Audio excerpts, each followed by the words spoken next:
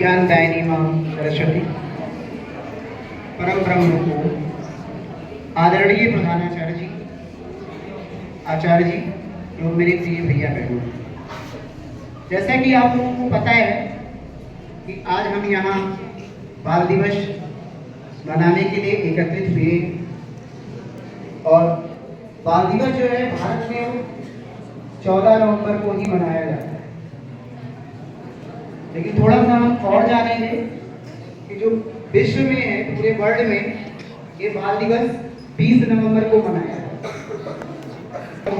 है। 1964 के भारत के प्रथम प्रधानमंत्री पंडित जवाहरलाल नेहरू जी, जिनके पिताजी का नाम मोतीलाल नेहरू था, माता का नाम स्वरूप रानी, और वे अपने ही प्रदेश में इलाहाबाद नामक जिले में, जो आजकल प्रयागराज के नाम से जाना जाता है, वहीं पर वो पैदा हुए थे। इनके पिताजी एक बहुत बड़े बैरिस्टर थे और ये बहुत धनाढ़ी परिवार में पैदा हुए थे। लंदन से पढ़ाई करने के बाद में इंडिया आते हैं, भारत को आज़ाद कराने के लिए जुट जाते हैं। इनको बच्चों से बहुत प्रेम था,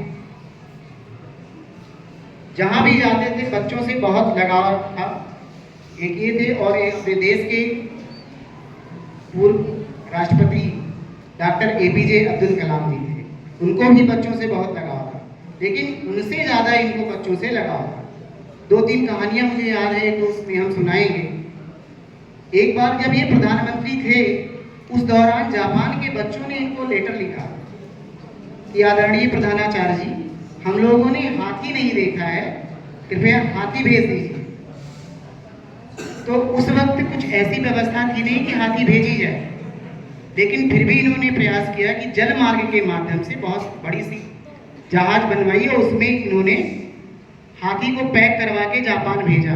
और जब जापान भेजा तो वहाँ पे बहुत सारे हजारों की संख्या में भीड़ लग गई हाथी को देखने के लिए।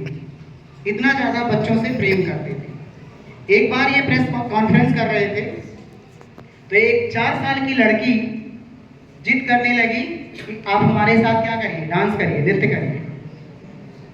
तो ये भी घटना है, इन्होंने 4 साल की बच्ची के साथ सारे प्रोटोकॉल को तोड़ते हुए इन्होंने डांस किया। और सबसे बड़ी घटना है एक तोते की। इनके घर पे एक तोता था और तोता को इनके पिताजी ने कैद करके रखा था पिंजरे में। एक दिन ये उठते हैं, उस पिंजरे का ढक्कन खोल देते हैं और तोता उड़ जाता है। जब इनके पिताजी को पता चलता है तो आते हैं और बहुत डांटते हैं इनको। तो इन्होंने पिताजी से अपने बताया कि आप आज़ादी की बात कर रहे हैं, भारत को आज़ाद कराओ, सबको आज़ाद होना चाहिए, और एक पक्षी को आप बंदी बना के रखे हैं, इसलिए हमने उसको छोड़ दिया। तो ये बच्चों से बहुत ज़्यादा लगाव रखते थे और ये बच्चों को भविष्य का ट्रेजर खजाना मानते थे।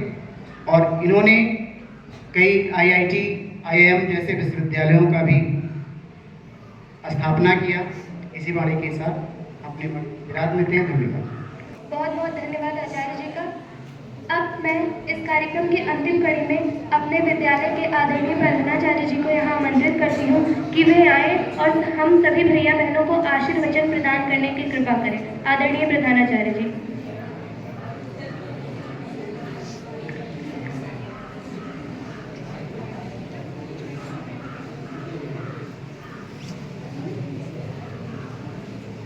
पंडित जवाहरलाल नेहरू,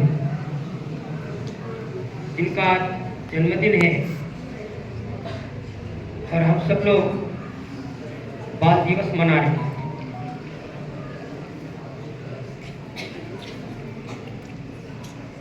कुछ ऐसे महापुरुष हुए हैं, जैसे जिनके नाम पर शिक्षक दिवस मनाते हैं।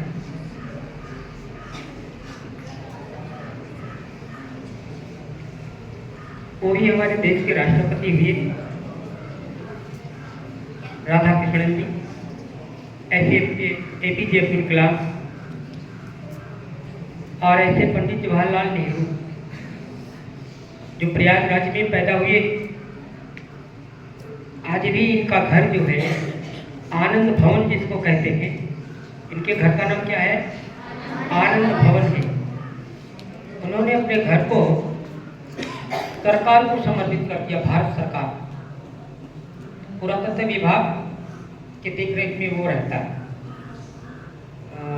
अभी आप लोग गए नहीं हैं, जो लोग प्रयाग गए होंगे आनंद भवन जरूर जाते हैं, कुछ चीज़ें वहाँ देखने लायक हैं।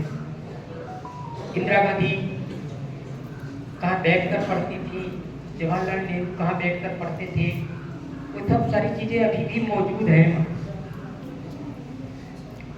और उस परिसर में चूंकि एक फूल है गुलाब का, जिसको ये पसंद करते थे। जब भी देखिए इनके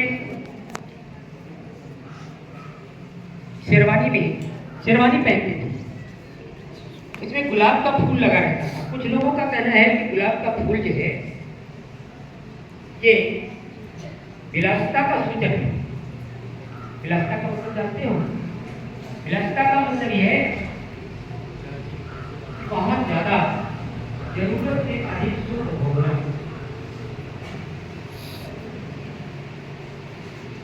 वहां पर प्रयागराज में ही बना आनंद भवन, एक पूरा एक जो लखनऊ में एक के अंदर है, तंबू के अंदर, वो वहां पर भवन के पूरा इसमें बैठने पर ये मालूम देता है कि रात हो गई है, आकाश में ये तारे निकल आए हैं, ये सब चीजें हैं वहां देखने लायक। और केवल गुलाब का फूल है और अच्छे से अच्छे नस्ल के गुलाब वहां हैं। एक बार हम वहां प्रयाग में जब पढ़ रहे थे, लगभग 1985 में, तो मैं गया था जिज्ञासा बस एक माली से पूछा वहां इतने बड़े बड़े गुलाब जैसे प्लास्टिक के कैसे इसको तैयार करते हो, कितना खर्चा आता है? तो उस समय उसने बताया कि एक गुलाब के पेड़ के ऊपर 1000 रुपये का खर्चा आता है। उसमें खाद इस तरह का सब कुछ दवाइयाँ सब पड़ती हैं। अब तो थोड़ा टिकट ही शायद लगने लगा। उस क्षेत्र का जो अतिरिक्त उसमें निर्माण किया गया, सिर्फ आनंद भवन देखने के लिए टिकट नहीं।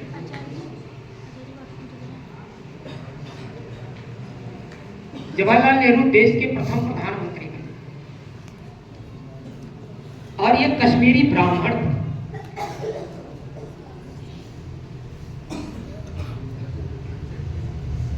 इनके पिता भी बैरिस्टर थे, क्योंकि पैसे की कमी नहीं थी।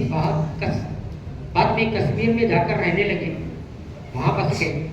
कश्मीरी ब्राह्मण थे, मूलतः इनके पूर्वज वही कश्मीर के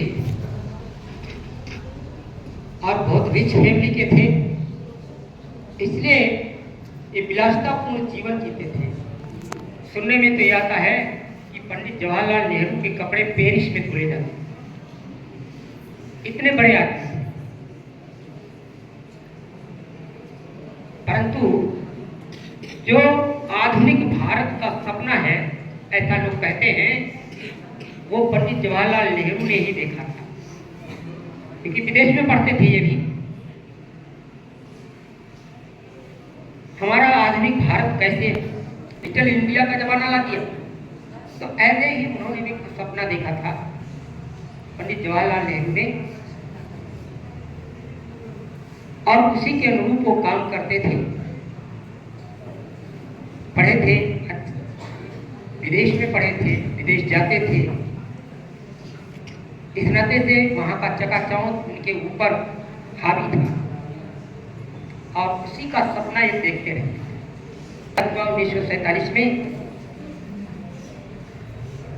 तो ये देश के प्रथम प्रधानमंत्री बने और प्रथम पंचवर्षीय योजना 1952 में 51-52 में जो लागू हुई पंचवर्षीय योजना,